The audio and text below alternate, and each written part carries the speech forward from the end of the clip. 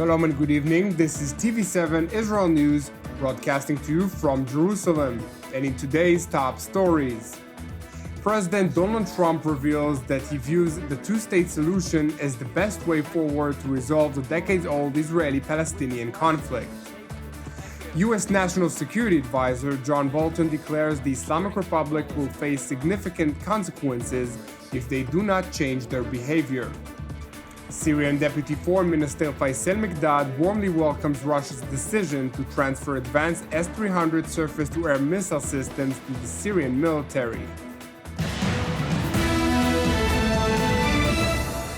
President Donald Trump announced that the United States has no intentions of discarding its plans to impose sanctions on the Islamic Republic of Iran in full force by November. During a meeting of the United Nations Security Council, Trump underscored that the sanctions' purpose is to counter the entire range of Tehran's malign conduct. All U.S. nuclear-related sanctions will be in full force by early November. They will be in full force. After that, the United States will pursue additional sanctions, tougher than ever before, to counter the entire range of Iran's malign conduct. Any individual or entity who fails to comply with these sanctions will face severe consequences. I ask all members of the Security Council to work with the United States to ensure the Iranian regime changes its behavior and never acquires a nuclear bomb. While the other permanent members of the Security Council emphasized their commitment to the 2015 nuclear agreement with Iran, French President Emmanuel Macron stressed it is imperative to formulate a comprehensive strategy with the aim of preventing Iran from obtaining nuclear weapons, not only through economic sanctions. Je considère pour ma part que nous devons bâtir ensemble une stratégie de long terme pour la gestion de cette crise qui ne peut se réduire à une politique de sanctions et de containment. Les bases d'une nouvelle négociation doivent être posées sur, d'une part, l'encadrement du nucléaire iranien au-delà de 2025-2030. Meanwhile, during an anti-Iran conference in New York, which was held on the sidelines of the United Nations General Assembly, U.S. National Security Adviser John Bolton responded to threats voiced in recent days by Iranian leaders towards the United States and its allies in the Middle East by saying the Islamic Republic will face significant consequences if the state does not change its behavior.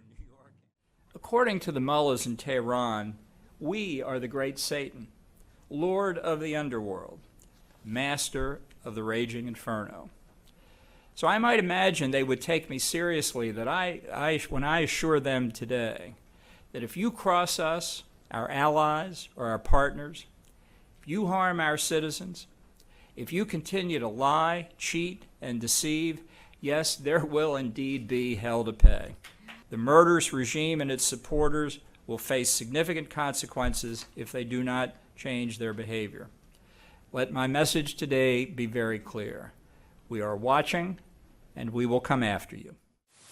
Following the American threat of a possible military response to any Iranian aggression, the president of the Islamic Republic, Hassan Rouhani, attempted to de-escalate the rhetoric by arguing during a press briefing that Tehran had no intention of going to war with the United States in the Middle East. در هیچ کجای منطقه نداریم. ما نمیخواهیم به نیروهای آمریکایی حمله کنیم، نمیخواهیم تنش رو با آمریکا بالا ببریم، هیچ کدام. ولی ما از آمریکا میخواهیم به قانون عمل بکنه و به حاکمیت ملی کشورها احترام بگذاره. Now to Damascus, where Syrian Deputy Foreign Minister Faisal Mekdad warmly welcomed Russia's decision to transfer advanced S-300 surface-to-air missile systems to the Syrian military. According to the Syrian diplomat, Damascus will use the S-300 systems to defend itself against Israeli airstrikes. هذه صواريخ دفاعية وكان يجب أن تقدم إلى سوريا منذ وقت طويل.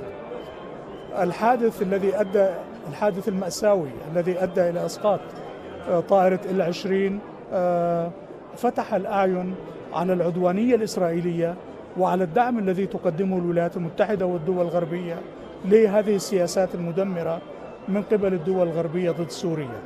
لذلك نحن نرحب بهذا الدعم، وهو دعم دفاعي لسوريا. الصواريخ لن تذهب إلى أي مكان إلا إذا هوجمت، وأنا أعتقد أن إسرائيل التي تعودت على أن تقوم بالكثير من الاعتداءات تحت ذرائع مختلفة.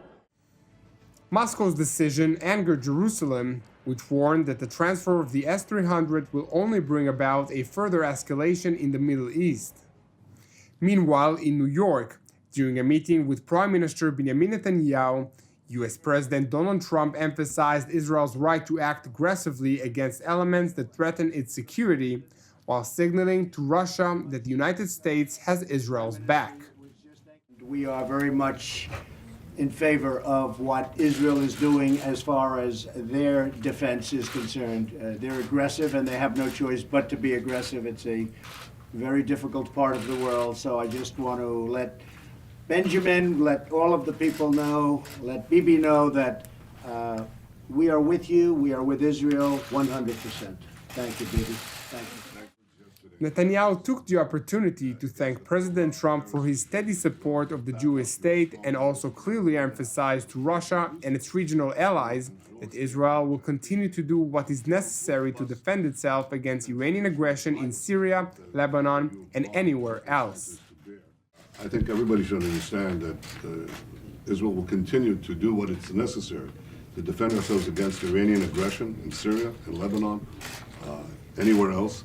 And I want to say also that we have no doubt that as we do so, we'll enjoy the support of President Donald Trump and the United States of America. I think, and I say this objectively, that the American-Israeli alliance has never been stronger. It's stronger than ever before under your leadership.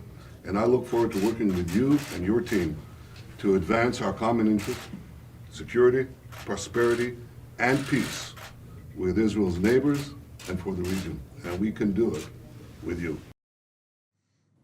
With regard to the long-awaited American brokered peace initiative, US President Donald Trump announced that he hopes to present his plan in the near future.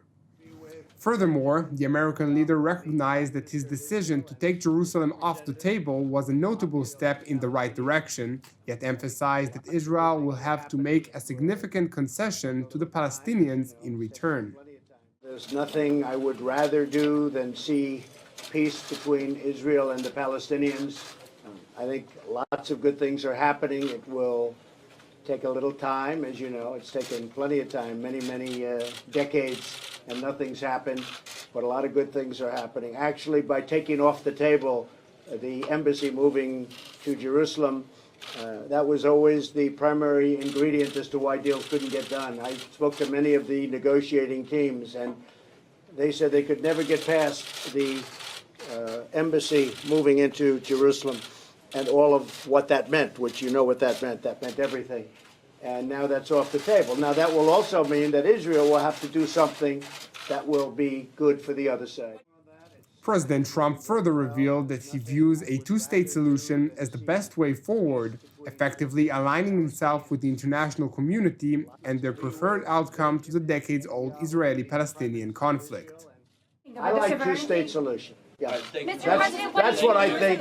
That's what I think works best. I don't even have to speak to anybody. That's my feeling. Now, you may have a different feeling. I don't think so, but I think two-state solution works best. In response to Trump's support of the two-state solution, the Palestinian leadership asserted that a commitment by the American leader was not sufficient, signaling their demand for concrete actions. Thank you for joining us. Keep praying for the peace of Israel and the peace of Jerusalem. I'm Yair Pinto. Have a good evening, and we will see you again tomorrow at the same time.